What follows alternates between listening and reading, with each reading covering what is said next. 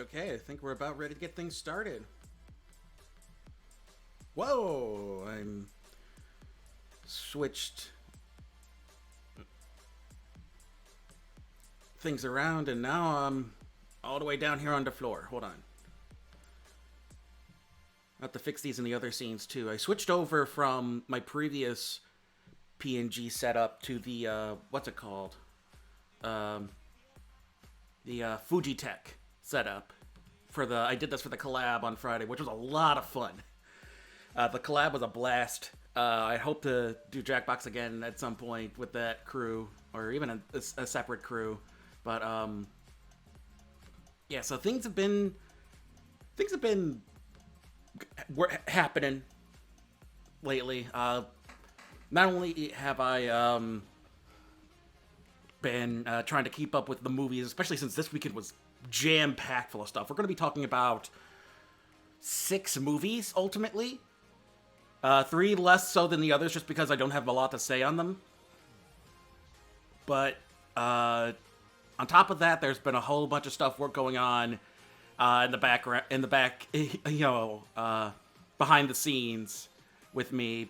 Plus, personal life stuff is happening pretty fast too that I need to be working on. In fact, I may have to cut back on streaming, depending on how things go, but I will keep you all in the loop. But let's get right into the movies with all that being said. Yep, I need to fix myself here too. Come on. Yeah. Back up. There we go. So, for this one, not a whole lot came out in theaters. Especially near me. I only got one new theatrical release plus Crunchyroll's doing their limited run thing like they did with the My Hero Academia movies, where they play for like a month or something. So they actually have like a theatrical run here in the States, and my theater picks them up. So I got to see one of those as well, and then the rest of the stuff is all on streaming. So let's dig right into it. First up, X. For those who don't know, X is the latest from horror director Ty West. And Ty West is a name I've heard but am not familiar with. He's been attached to things like VHS, and he did that Cabin in the Woods sequel that nobody watched or liked. And but I've heard his name in like the discussion of horror movies. Actually, you know what? Here, let me. Nope, that's the problem. There's the outlier. I really need to mess with this so that I can put stuff in the background there, and because that's the thing is that those letters are part of the background. They're not a thing on the screen. I should fix that. But in any case, Ty West decided to do a Grindhouse movie. Full on, like, the way it's pitched is Texas Chainsaw Massacre meets Debbie Does Dallas, essentially. In that the premise surrounds a burlesque club owner, I guess, or some independent porn film crew renting out the space from this old rancher out in Texas, really old guy out in Texas, in order to film a porno. And so you've got the main first half of the movie dealing with the sort of interpersonal drama of this porn crew trying to work together, and then the horror stuff really kicks in the second half. But yeah, the Grindhouse aesthetic is all fantastic. Brittany Snow, who many will know from Hairspray and Pitch Perfect, she's dynamite in this movie. She's fantastic, and it makes me sad that she never really got the chance to shine as like an A-list star, because she's got the chops for it for sure. She's fantastic here as this, ditzy blonde character who and then she's able to, she's got, of course, has her chance to sing at one point while they're just chilling the night after doing a couple of takes, and she's just a blast. She's a hoot. But another person I knew by name before but didn't realize was in the movie, this guy here is Kid Cudi. Kid Cudi, best known for the song Day and Night from a couple years back. He's a hip-hop artist, and I didn't realize he had made the shift over to acting, and he's solid in the movie. He's actually really solid as this porn star actor who also happened to be, ex-Marine from Vietnam and has, deals with all the, all those sorts of issues of being a black man in this crew of white people and all that. He's actually really solid for the role that he's given here. I'm curious to see how he would handle like a meteor role, but for this grindhouse aesthetic, he actually is fun to watch as an actor. I think he's pretty solid. I could see him going other places in acting if he wanted to go down that route. But let's just say that he's way better than like a 50 Cent. I would put him more in line with like a Mos Def in terms of hip hop artist turned actor, or an Ice Cube, where they come out. When they make the switch over, they're actually really solid as actors. Or Ice-T even. Although Ice-T is probably best known for essentially playing a cop, like what would happen if Ice-T, the guy from the streets who hates cops, actually grew up and wanted to be a cop. Oh, the irony there. The guy who wrote the song Cop Killer has spent most of his career playing a cop on TV. Anyway, you round out the cast with Jenny Ortega, who has been in a lot of horror movies lately. Namely, she was just in... This is the third movie this year I've seen her in. She was in Scream 5, and she was just in another one. What was she in? Studio 666 she had a bit part in. So this is actually the third horror movie I've seen with Jenny Ortega in 3 months. It's wild. Hey, Keeney. How's it going? I couldn't talk. I was working on other stuff, but I hung out in your stream a bit earlier. I'm good. I also am trying to avoid Arceus spoilers since I'm so far behind on the game, and I just need to sit down and finish it at some point. But yeah, I'm talking about X. Ty West made a horror movie. And it's a horror movie where the protagonists are making a porno, and it's wild. It's really gory and killer but when the actual horror stuff starts happening, it is some of the best I've seen in a while. It's not specifically jump scares. In fact, it's kind of the opposite. Ty West doesn't so much do jump scares as much as he's does long build-ups, and then it happen, and then you have to sit there and watch it happen, which is kind of worse. But ultimately, the premise deals with this older couple in Texas who it's called X. The poster will come around again, but just the letter X. So, yeah. Well, wait, what happened? Oh, okay. I have to sign in on Twitch. And I sign into my Twitch on OBS, so never mind then. Let me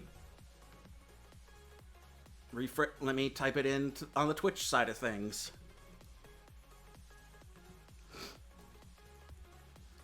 There we go.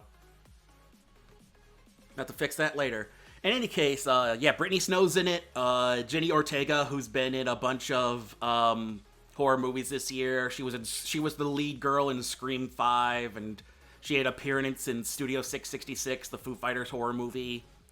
And then Kid Cudi, the rapper who sang Day and Night, and did the song Day and Night a couple years back.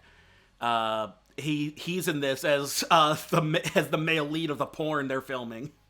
And then Mia Goth, who I'm not as familiar with, but is an up-and-comer Kind of reminds me of a young Christina Ricci.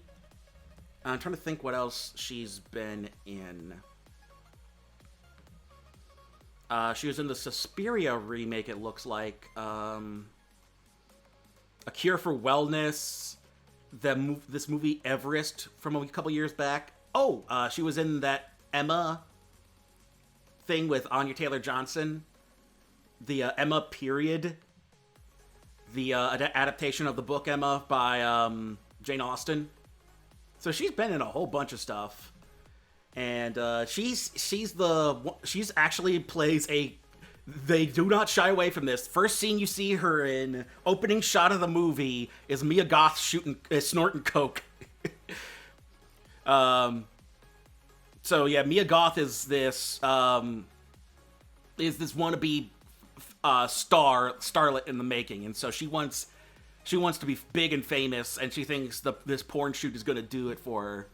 And after their first day of shooting, then everything starts to go wrong, as it turns out the wife of the old couple where they're renting the studio space is actually really creepy. And just like... And when they actually go into her backstory, it's kind of tragic, and it deals a lot with... Like, Ty West isn't good at the deeper stuff of it, but he is attempting a commentary on, like, ageism and sexual repression and that sort of thing. And because they also comes up at one point during the film cruise conversation, as Jenny Ortega's character is a bit more put off by the porn stuff at first and not sure what to think of it, and then they actually have a discussion about sexual liberation and that sort of thing. And yet at the same point, when this older woman tries to be sexually liberated, as it were, then she's treated as essentially a monster. And I think it's an interesting kind of juxtaposition about that sort of stuff.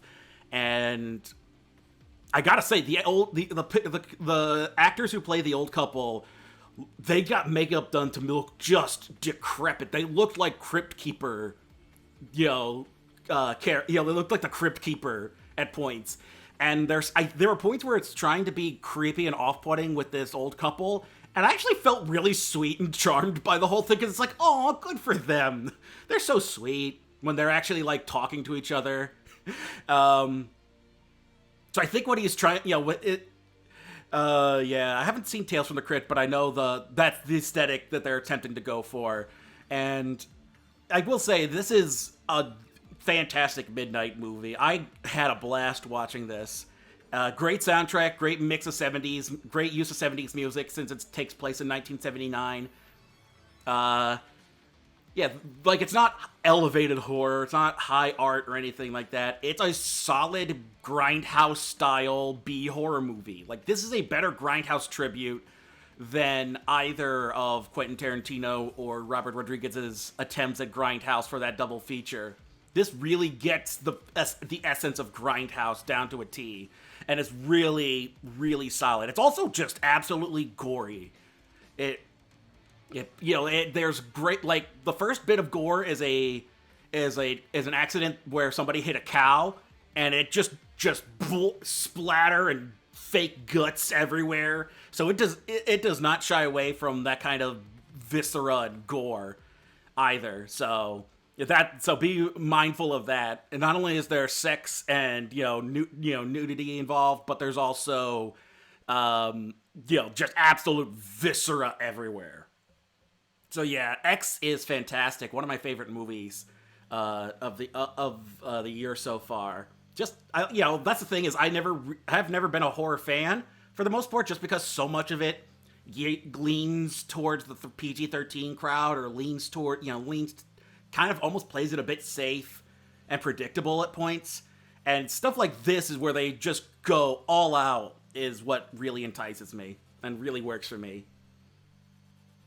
But we move on from that to Crunchyroll's distribution of Jujutsu Kaisen 0, the prequel movie to the anime Jujutsu Kaisen. And I am entirely unfamiliar with the anime. Watching this movie and hearing them describe curses, I got a lot of Bleach vibes. in terms of like, that sort of aesthetic of supernatural monster hunters sort of thing. And then you also have to fight other evil supernatural users.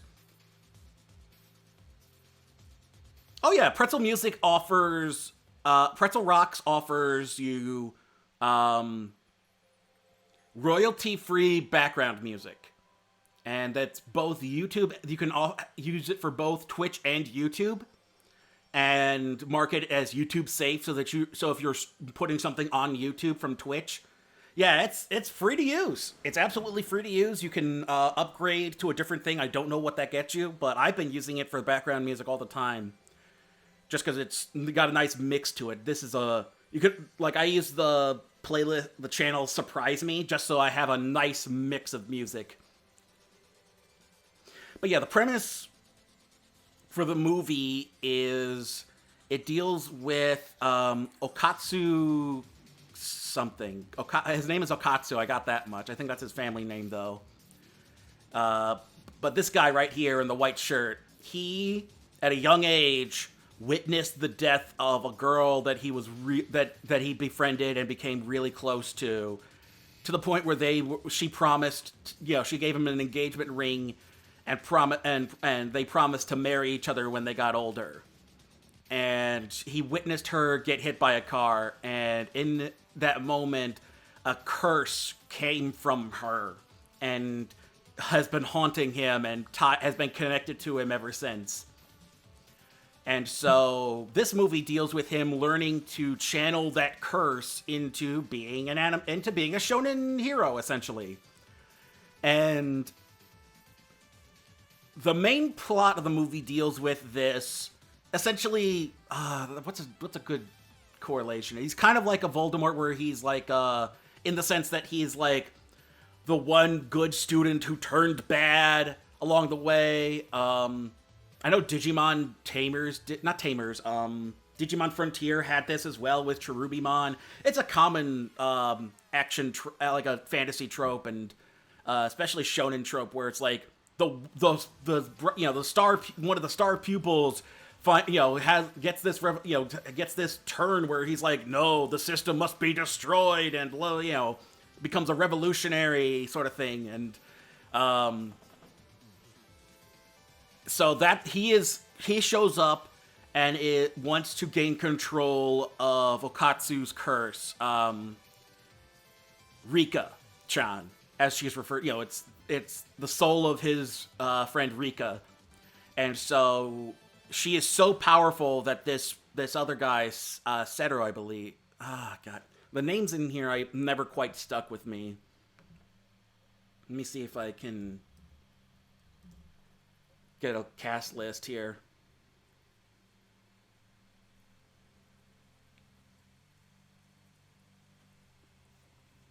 Let's see.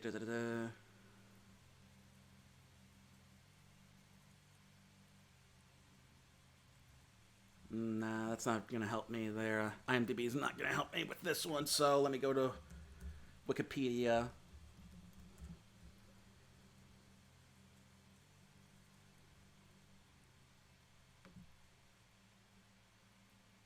But in any case, the guy with this guy right here with the earrings, and he wears this classic this classic style robe. He has been he wants to gain control of Rika's power in order to overthrow the world as it is, and put the sorcerers who control curses on top, as they should be. It's that sort of mentality of like, it's kind of like Magneto in a way, very much along that line. Yeah, Yuta Okatsu. So Yuta, and then the villain's name is Satoru. No, that's somebody else. Geto, Suguru Geto. There was Rika in human form, and then this is. Oh, and so Yuta ends up at this high school for sorcerers. Only it's not as elaborate as your usual school for magic users. It's basically a high school out in the sticks. It's basically an old it's an old temple that hasn't been really touched up in any way, and where they train out in the sticks where nobody's around. And so Yuta befriends this group of characters where there's a stuffed panda that has been brought to life and punches things. There is a girl who is from a family of sorcerers, but never got the ability to see curses, and so she is kind of the outcast of her family. And a guy who was born with cursed speech, so that when he says words, they cause curses to happen. And so he has to speak entirely in sushi ingredients in order to prevent people from getting hurt. And so the four of them are tasked with, once Yuta's been set up at the school and has learned to try and control Rika, that's when Geto sets forth his plan in motion in order to try and overthrow society and essentially kill Yuta and gain control of Rika. And I will say that this never quite hooked me. Like, when I watched the second My Hero Academia movie, which Crunchyroll also distributed in theaters, it hooked me right the hell in. I had never seen My Hero Academia before. I knew about it. I figured I'd probably like it, but I never took the time to watch it. And then I watched the movie and I was like, I gotta see this show. I gotta watch this stuff. Here, it never quite hooked me in that same way. This was good, but I think the thing is that it felt a bit disjointed at points. For one thing, it is a good entry point because there's a whole bunch of exposition throughout this, where they really make sure that you understand the basic ins and outs of the universe when you come in. So it's a good entry point for people. And the animation is absolutely solid. There's great stuff where it's a mix of 2D and CG backgrounds. It's a great, they have that effect where they have this cool effect of like glowing over top, where they lower the opacity so that it actually envelops the image under it, and it looks really cool. And the story isn't bad. The universe isn't too bad. I probably might get into the actual show more, supposedly, because this is a prequel movie. It takes place well before the main events of the main story, I believe. I don't even think the main character from the show is this guy. But, I did get a kick out of this, even though it didn't hook me in the way that, this effect here. I really dug that effect in motion. It looks really solid. But, yeah, it suffers a lot from exposition dumping, and the fact that it has points where it'll be super serious and, sitting with the weight of its premise, and then immediately follow it up with comedy stylings, wacky jokes and silly chibi designs, and we're goofy now, and it feels really disjointed at points. I think that was my biggest issue with it. I don't know if the show's like that. That may just be the style of the mangaka and that story, but it was something that never quite sat well with me. Like, I feel like if they wanted to go more of like a silly parody of this kind of shonen, that would have been fine. Or if they wanted to go for a less whiplash-inducing comic relief, where it's like the comic relief comes from them being silly, but it doesn't just go straight chibi designs and like goofy motions and whatnot, and it doesn't have wacky sound effects. I feel like the juxtaposition of those kind of takes me out of it and kind of throws me for a loop. But overall, Jujutsu Kaisen is a really solid movie. You'd have to ask somebody who's more familiar with the franchise how it works as an adaptation from the manga, or as how it fits into the anime as well. But this was for the 2 theatrical releases I saw. These are really solid reasons to go out to the theaters. As long as things are safe where you are. But we move on from the theaters to streaming, where we got... Whoa, what the heck? I have to reset it, that's why. Okay, anyway. Disney remade Cheaper by the Dozen. Because I don't know what's going on over there, Disney corporate, but they're at the point where they're literally so done with trying... Because that's the thing is, there are entire libraries worth of IPs that Disney could try to adapt and make into new IPs for themselves. That was been Disney's whole business plan from the beginning, taking the public domain and building their own brand from it.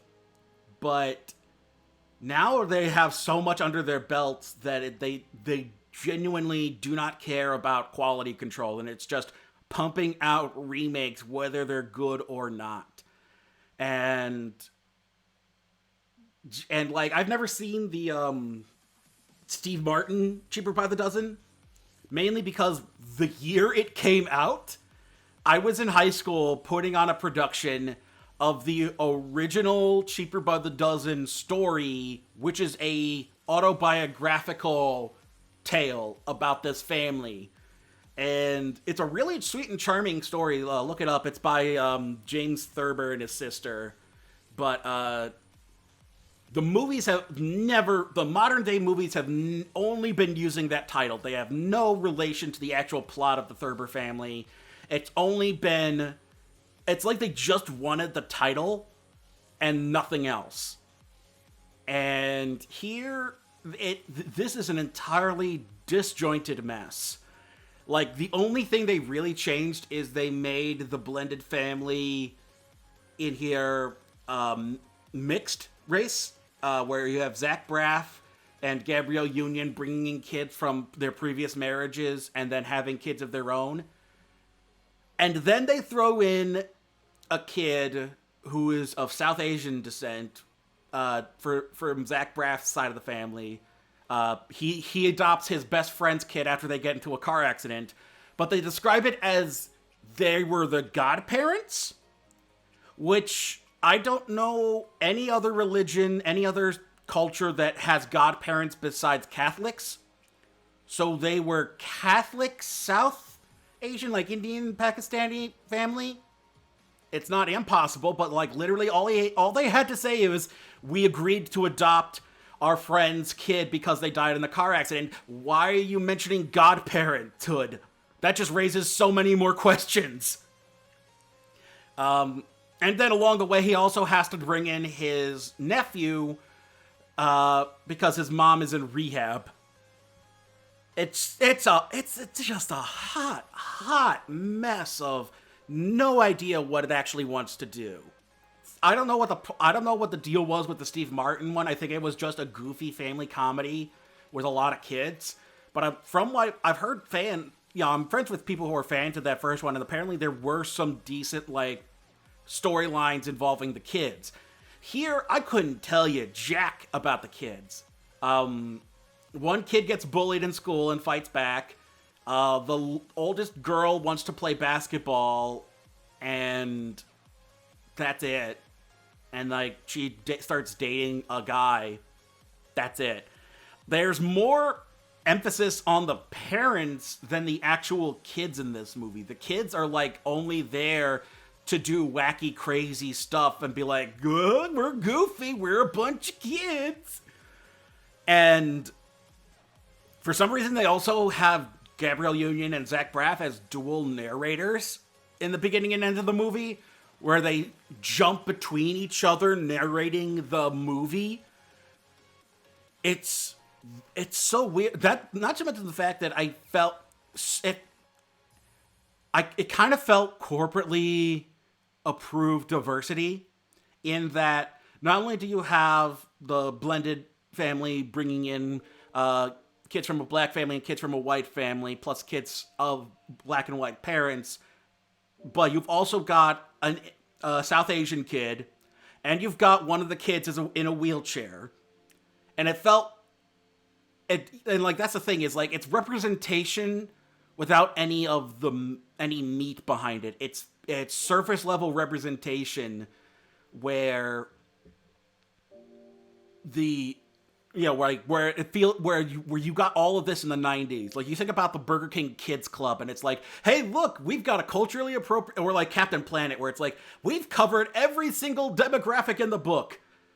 We've hit all of our diversity basics, and it's like, then at that point, you don't really make much effort into caring about the characters at that point, because you cared more about the physical appearance of diversity instead of the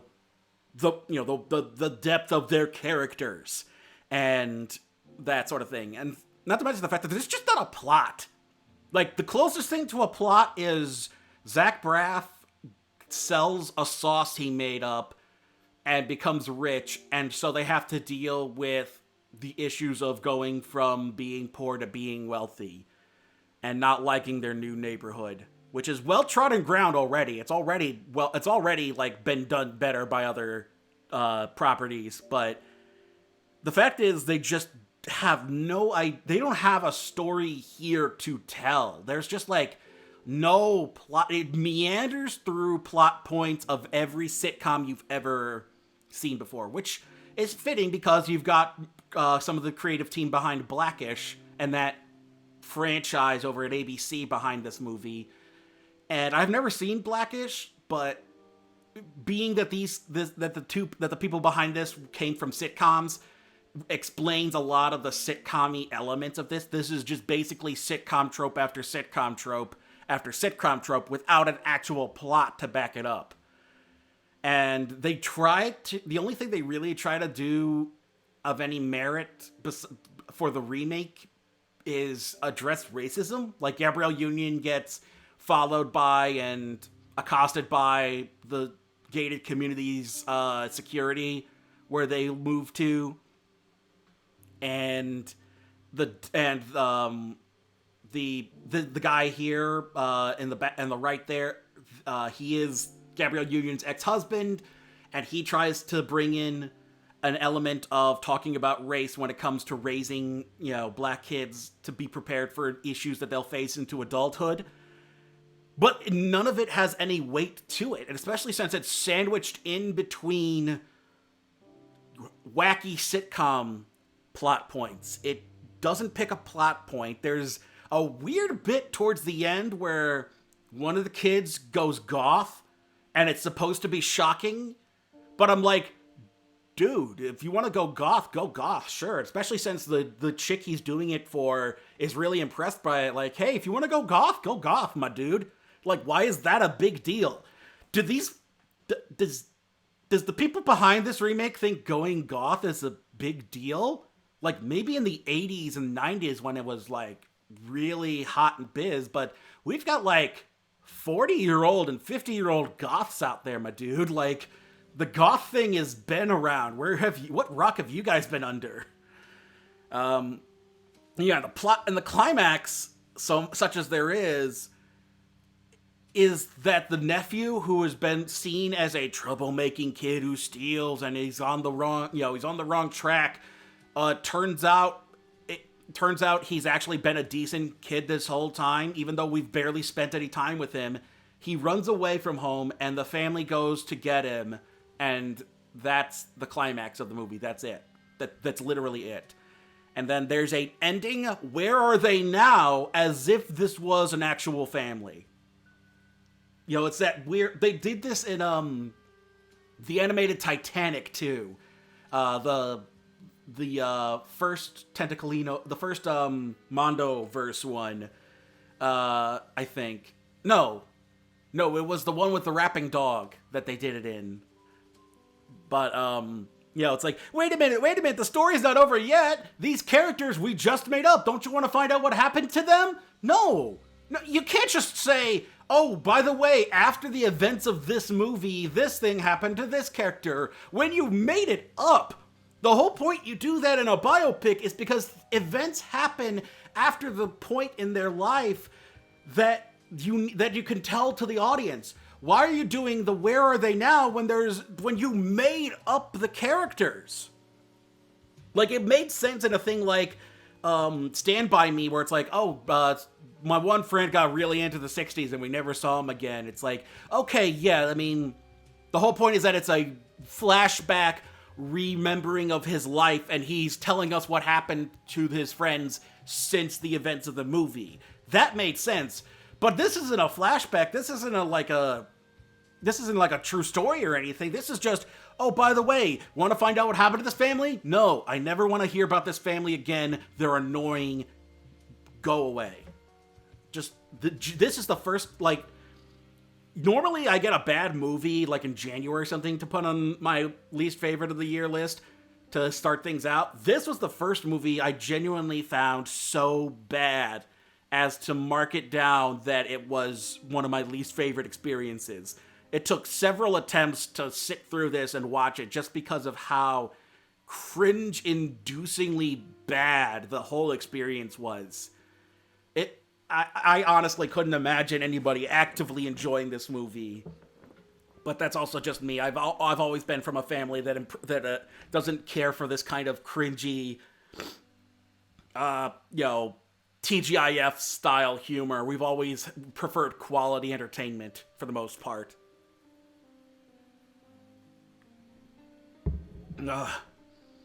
So yeah, those are the big three that I watched.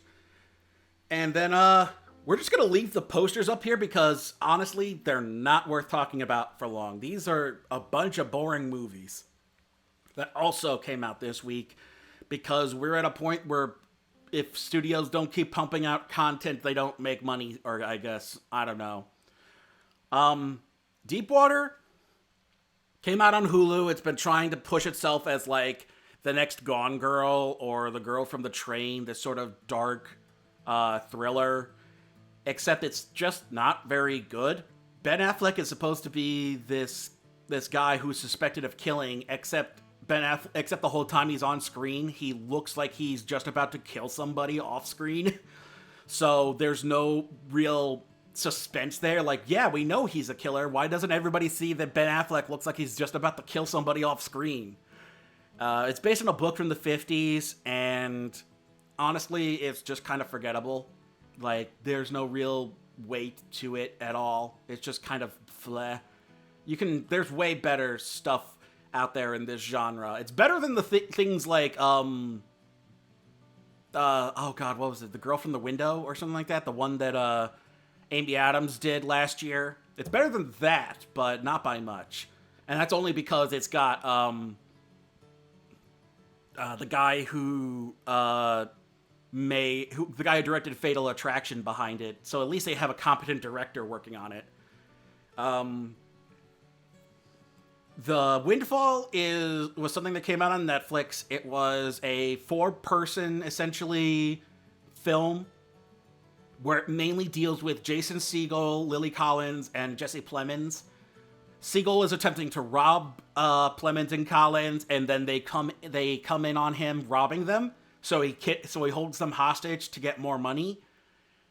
And that's a setup that has been done before. It's not, like, new or anything, but usually it makes for good drama or good melodrama. Like, I know, The Ref from back in the 90s was a solid movie with Dennis Leary, where that was basically the same premise. Is this guy is attempting to rob a place, and then he ends up holding the homeowners hostage, and then comedy ensues. Except here there's not really comedy so much, and there's not very good, well-written drama either. It's just kind of like it felt so boring for this kid, and that's not something you want a kidnapping to feel like is boring.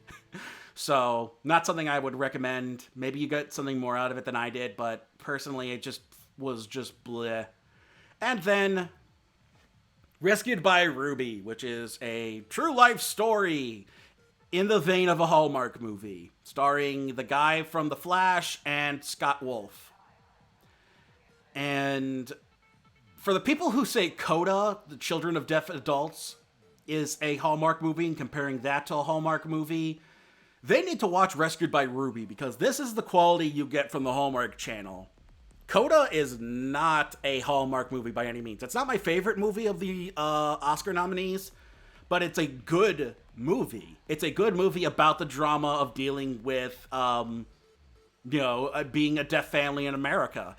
And this is just this is just bleh. It's like, the whole point is that it's a story about a guy who trains a rescue dog to be on the canine unit.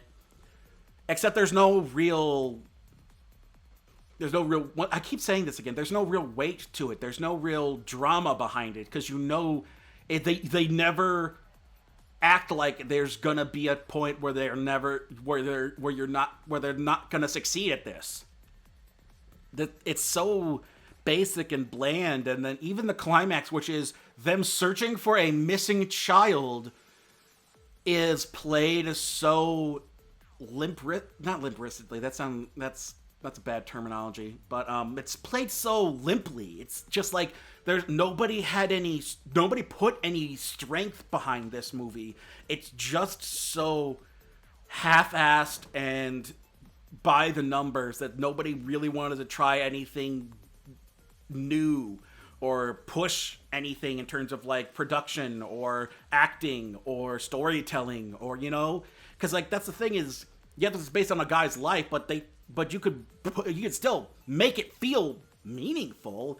This guy's life doesn't feel meaningful after this, and I feel like that's the movie just didn't try. So I mean, good on the actual guys behind this movie, like the people that this movie is based around. Good for them. They seem like really nice people. The movie is just a bland piece of mayonnaise on white bread. Like, what is even... There's no flavor here. I can't imagine people actively enjoying this other than, like, it's safe, non-threatening media. And I don't care about that. At least give me something with some teeth behind it. Jeez. So yeah, that's what I watched this week. And for the movie chat, I decided to take a leg from the Cheaper by the Dozen coming out in order to talk about Disney's live-action output. Not specifically the remakes, but like literally what Disney has been putting out in terms of live-action content. Where's the other? Yeah, that should be under... I'm trying to get it as a Firefox. Here we go. There we go. Bring this down here. Yeah, I really need to change my setup for next week, so I don't have to worry about being over top of the deer and projector lights. I can put that in the front. And let's move this down here. Nope. Where did it go? It disappeared now. Hold on.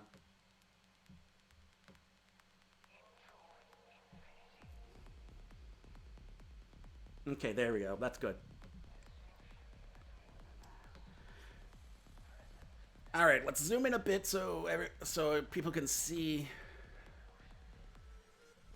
stuff better. But I wanted to dig through the catalog and kind of showcase the arc of live-action Disney over the years. So for the most part, Disney mainly focused on animation. You had half and half stuff like Fun and Fancy Free and Fantasia and The Three Caballeros and Song of the South in the 40s. Their first real live-action output was a Treasure Island adaptation in 1950. And in the 50s and 60s are what would really be their golden era. That's when you get things like Rob Roy here, which I remember. 20,000 Leagues Under the Sea, which served as a ride at Disneyland for the longest time. Davy Crockett. Johnny Tremaine, their adaptation of that. Old Yeller, of course, classic live-action Disney. The Shaggy Dog, the Darby O'Gill and the Little People, a lesser-known but still fairly well-regarded Disney cult classic. Pollyanna, Zorro movie, Swiss Family Robinson, The Parent Trap, The Absent-Minded Professor, Babes in Toyland. Things got a little bit more live-action heavy in the 50s, as you can see. A lot more nature stuff, a lot less animation. This seemed to be where Disney was really pumping out live-action content, since it was cheaper to make than animation at the time.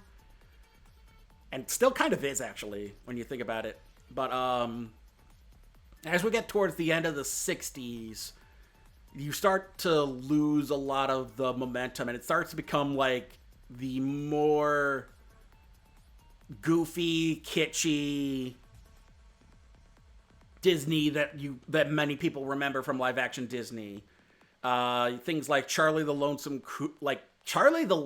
Cougar, Rascal, The Love Bug is probably the last of the Disney classics from this sort of era. This is where, around the time Walt Disney himself passed away, so these would be the final movies that have his involvement. And then we get into Barefoot Executive, $1 Million Duck, Run Cougar Run. Just a lot more sequels. Herbie, we got another Herbie, Charlie and the Angel. Weird. The Apple Dumpling Gang. One of our dinosaurs is missing. The Shaggy DA. Probably the best thing from the 70s era here in terms of live action is the Freaky Friday movie, which is still pretty good. Herbie again, Return to Witch Mountain, The Cat from Outer Space. The Apple Dumpling Gang rides again. Unidentified Flying Oddball. And then, as we reach toward the end of the 70s, that's when you get things like The Black Hole, and you get a more experimental Disney. This is where you get The Watcher in the Woods, Popeye, the live-action Popeye movie, Dragon Slayer, which is a hot mess of a movie, Condor Man is this era from Disney. Something Wicked, This Way Comes, Return to Oz, Flight of the Navigator, Return to Snowy River, Return to Snowy... Wait, the Man from Snowy... When was the first Man from Snowy River? Huh. And then, as we reach the end of the 80s is when the Renaissance stuff kicks in. That's where we get things like Honey, I Shrunk the Kids, White Fang, Shipwrecked, The Rocketeer, Newsies. This is that Renaissance era, that silver era of Disney. Honey, I Blew Up the Kid, The Mighty Ducks, Muppet Christmas Carol, the Homeward Bound Incredible Journey remake. Well, yeah, this is a remake of an old, what was it, 60s? 50s? When was the first Incredible Journey? Incredible Journey, 1963. So they remade it in the 90s, and that's the one most people know. A Far Off Place, Hocus Pocus, Cool Runnings. And then towards the end of the 90s is, like with the regular Renaissance, things start to dip out as we get Operation Dumbo Drop. That Darn Cat remake, which I somehow missed. We do get some Air Bud and Flubber, but then Meet the Deedles, which is a thing that happened. I highly recommend Tony Goldmark's Escape from Walt Disney episode about it. I'll Be Home for Christmas.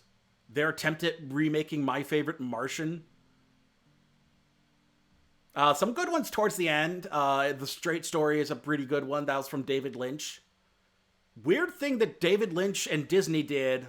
When Disney and David Lynch cross over, it's a biopic about a guy who drove his tractor to see his brother. It was wild. But then we get into... Then at the early 2000s are pretty good. Remember the Titans, Princess Diaries, Max Keeble's Big Move. I remember being decent as a kid's movie. The Rookie. And then things start to kind of dip a bit. That's when a bunch more sequels start coming out. You get a little bit of a kick up with Holes and Pirates of the Caribbean. George of the Jungle 2, The Young Black Stallion, Confessions of a Teen. I don't know if this was any good or not. I remember that was towards the end of Lindsay Lohan's big years, though. But yeah, a bunch more sequels. You get National Treasure, which is good. Pacifier, Herbie Fully Loaded. You get Sky High, and then dip back down to... then you get a little bit of Chronicles of Narnia. That's just good. A bunch of... for some reason, in the 2000s, Disney became big on sports movies. So you've got the aforementioned where is it? Remember the Titans. Then you've also got The Rookie.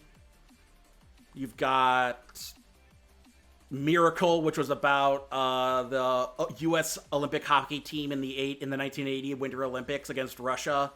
You've got Ice Princess about ice skating. You've got The Greatest Game Ever Played about golf. Glory Road, which is about basketball again. 8 Below, which is about sled dogs. There's Shaggy Dog remake. Invincible with Marky Mark about a Philadelphia Eagles recruit who is well into his 30s. The Bridge to Terabithia movie. Underdog. Then once again, sports movies like that was when Dwayne "The Rock" Johnson was doing the tough guy in a kids movie bit. College Road Trip, Beverly Hills Chihuahua. Towards the second half of the 2000s is when you start Bedtime Stories with Adam Sandler. G-Force. Old Dogs with frickin' John Travolta and the late great Robin Williams. And now, as we hit the 2010s, we see Alice in Wonderland, The Sorcerer's Apprentice. We're starting to see this era is where they're really digging into the remake side of things.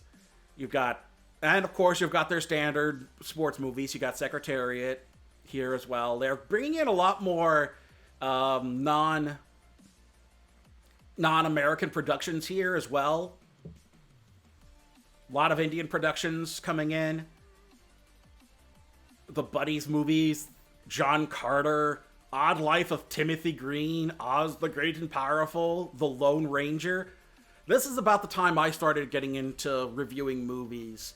So this is the era where I was really into the animation, but the live action stuff was just not doing it for me. $1 Million Arm, another sports movie, Maleficent, Alexander and the Terrible, Horrible, No Good, Very Bad Day, which they're planning to remake. Jesus Christ. McFarland, Cinderella, Tomorrowland, The Finest Hours, which is a rescue movie, The Jungle Book, which is probably the best thing from the 2010s, honestly, that's live action. BFG, Pete's Dragon, a chess movie with Lupita Nyong'o and David Oyelowo, I think. Beauty and the Beast, A Wrinkle in Time, Nutcracker in the Four Realms, if you can remember that one. Dumbo, Aladdin, Lion King, Maleficent, Lady and the Tramp. I haven't seen this one, but this is another sports one. This is about another sled dog up in... this is actually about a sled dog during the 1925 Serum Run that Balto is famous for. I never saw it, though. Timmy Failure, which I reviewed, not very good. Stargirl, which is getting a sequel for some godforsaken reason. Artemis Fowl. This tie-in to The Lion King from Beyonce. Magic Camp, The One and Only Ivan, which I came to learn was written by K.A. Applegate, the creator of Animorphs. Did not realize that. I have to check that out at some point. Because I think there's a sequels book as well. Mulan, Godmothered, which I had forgotten about that. Apparently it's a Christmas movie. Jesus. Flora and Ulysses, Cruella, Jungle Cruise, and now Cheaper by the Dozen. So you see, so the big thing you see you can kind of actually mark out the eras. You've got the Walt era, which was part of that golden age of the 60s, and then the dark ages of you got the kind of kitschy, cheesy era of the 70s that led into the more experimental 80s. And from there, you go into the 90s, and that's more Renaissance, and that's part of the Renaissance, both live action and animated. And then from there, you go into the more desperate 2000s, where they're trying to figure out what to do next. And you see a lot more sequels in this era. And then by the time you hit 2010, in fact, I wonder, when did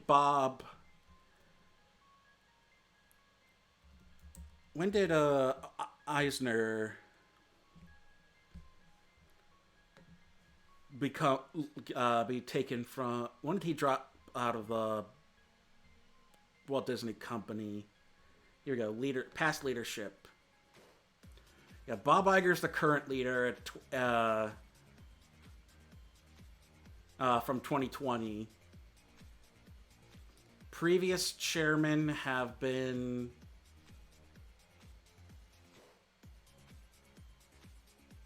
Michael Eisner. There was George Mitchell from 04 to 06, not long enough to have any real impact. So it seems like wait, that can't be right. No, here we go. Board of executives. I think. Wait, Jesus, corporate structures is absolute garbage. Here we go. Yeah, chief executive officers and presidents. So you look at chief CEOs during the 80s. Eisner came in 1984, so a lot of that experimental stuff came either under Ron Miller or Card Walker. And then from Eisner, it went to Iger in 05. And apparently there's a lot of behind-the-scenes backstabbing with that, too, that involves even Roy Disney, Walt's brother. And I think Roy Disney Jr., Walt's nephew, as well. There's a whole bunch of stuff behind the scenes there. There's a whole lot of backstabbing and stuff going on at the Disney company. It's wild. There's a good book about it, too. I've had to read it. But it seems like the Iger era is where they really dug into the making remakes and just going back through their catalog and remaking everything. That seems to be the case. And then if you look ahead to what's coming up next, the ones with dates we know are coming we've got Better Nate Than Ever, which is based on the novel of the same name, which I am entirely unfamiliar with. Lisa Kudrow's in it. I've never heard of the novel. I think I've seen it in my kids section. Tim Federle, who worked on Ferdinand and High School Musical, the series, and was a choreographer for Billy Elliot. Apparently, he wrote a book about Nate, this kid, Better Nate Than Ever. I'll have to take a look when I'm at work next time. But that's coming to Disney Plus on April 1st. So 2 weeks from now. You've got our regularly scheduled Disney Nature release, this time about polar bears. Ooh, narrated by Catherine Keener. Chip and Dale's coming in May, which looks either terrible or amazing. Lightyear, yeah, that's animation stuff. Strange World, nothing's mentioned about it, but that's coming out in November. We've got a whole new Disney animated. Why are you not? Okay, this is just that's dead. That's a dead link. That's great. Oh wait, archived. Thank you, Wayback Machine, or archive.org, I guess.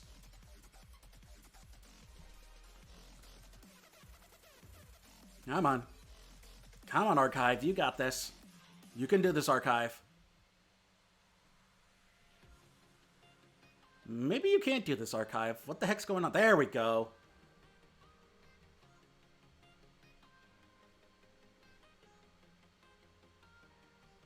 So it looks like... Wait, so then where is, Huh.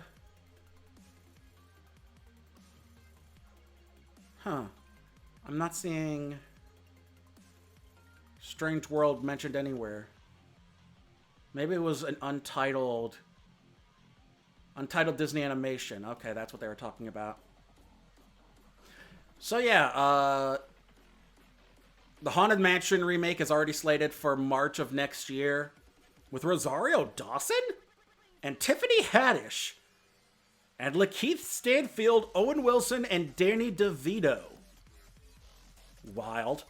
Little Mermaid is coming out in May of next year, and then there's a Carlos Lopez Estrada animated movie coming. He was the director of Blind Spotting from a couple years back, and was also working on Frozen 2. Worked on Raya and the Last Dragon and Kanto. He's working on The Strange World. Yeah, still no information on that. But he apparently is working on the Robin Hood remake as well. Which I swear to God, if the Robin Hood remake is not CGI photorealistic furries, then Disney can go fuck right off because they're cowards. Give us the photorealistic furries. And then, of course, just the shit. Basically, every Disney movie you can remember is getting a remake. Bambi, Hunchback, Inspector Gadget, Lilo and Stitch, National Treasures 3 is supposed to be happening. Sister Act 3 is supposed to be happening. Snow White, The Aristocats, Sword in the Stone, Tom Sawyer, Tower of Terror is getting a movie. Return of the Rocketeer, an untitled Aladdin sequel, an untitled Cruella sequel, an untitled Jungle Cruise sequel, an untitled Mulan sequel for some godforsaken reason, a Pirates of the Caribbean spin-off, a Pirates of the Caribbean sequel, a Jungle Book sequel, a Lion King prequel, a third Maleficent movie. The nice thing is, these can be announced all they want until that shit is in the theaters. It hasn't happened yet.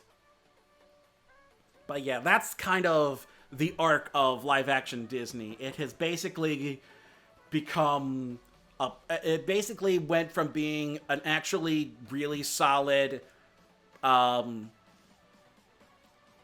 action as well as animated output, and then you can watch alongside with the changing of executives just how shitty it all gets as it goes from a creative executive to a creative business savvy executive to just a creatively bankrupt, completely creatively bankrupt executives. So yeah, and things aren't exactly going great for them with the walkouts either. Go support your Disney walkout, so if you can. And we'll end things off with the box office report.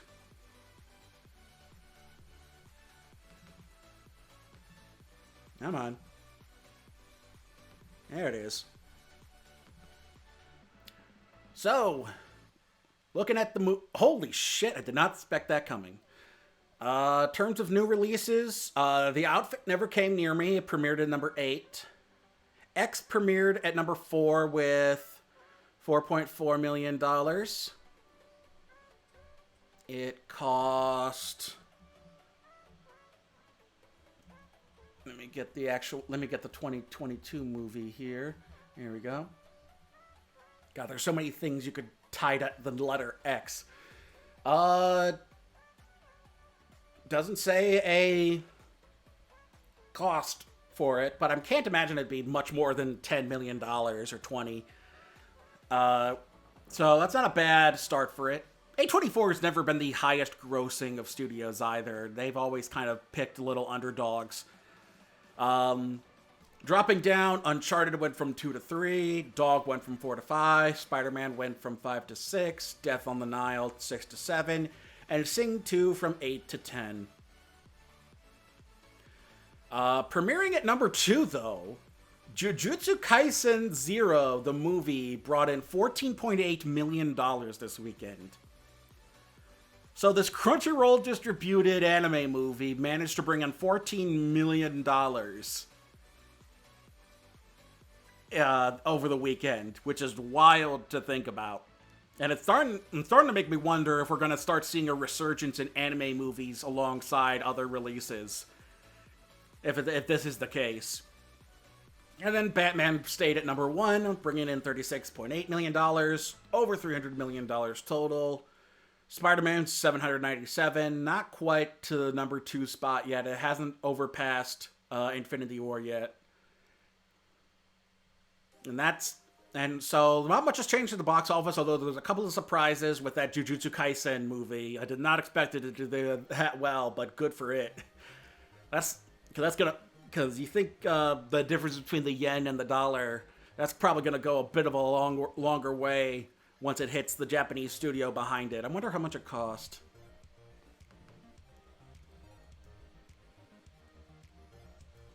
Jujutsu Kaisen Zero film cost.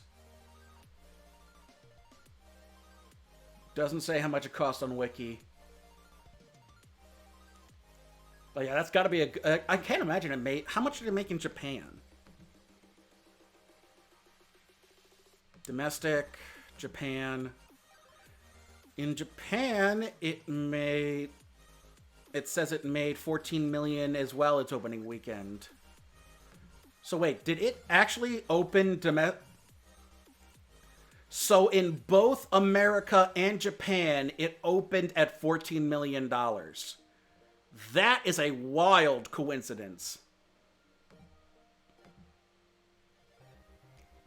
So that means its total, between its Japanese release and its domestic release, it's brought in $112 million, which is not bad money for them. So yeah, that's Jujutsu. So good for Jujutsu Kaisen and their animation studio. I think this is a Toho movie, which would probably explain the success, because Toho's one of the big names. They're like a Universal or a Paramount over in Japan, and I always knew them as the Godzilla guys. So, looking ahead to next week, though, the only new release in theaters seems to be The Lost City, which is a movie with Sandra Bullock and Channing Tatum, and Daniel Radcliffe is the villain. And if I'm lucky, I might get Everything Everywhere All at Once, the A24 movie featuring Michelle Yeoh as all of the Michelle Yeohs, and it looks fantastic. And then this Sunday are the Oscars, so I'll be trying to catch up this week on the remaining Oscar nominees that I haven't watched yet. So that'll be the big push this week. And that's it for the stream. Thanks, Keeney, again for popping in. Thanks to anybody who joined in. And next week is going to be interesting because we're going to have to be talking about the Oscars. And they just did another thing where they didn't invite the star of West Side Story, the female lead of West Side Story, to the Oscars. So they just keep digging themselves deeper, don't they? Anyway, in any case, thanks for tuning in. I will go and find someone to raid, and then I think we'll head out of here. Who is live right now? Who we got that's live? La Vispa's live. Lenori's live. Petrie's actually, you know what? We are going to raid somebody who I have adored from way back in the day when she used to make Game Grumps animations. She goes by... Faye Lyons, Neandes. And she is an absolute gem. She's streaming again, and let's go raid her because she is a sweetheart. So, thanks everybody for tuning in, but I've got to tune out.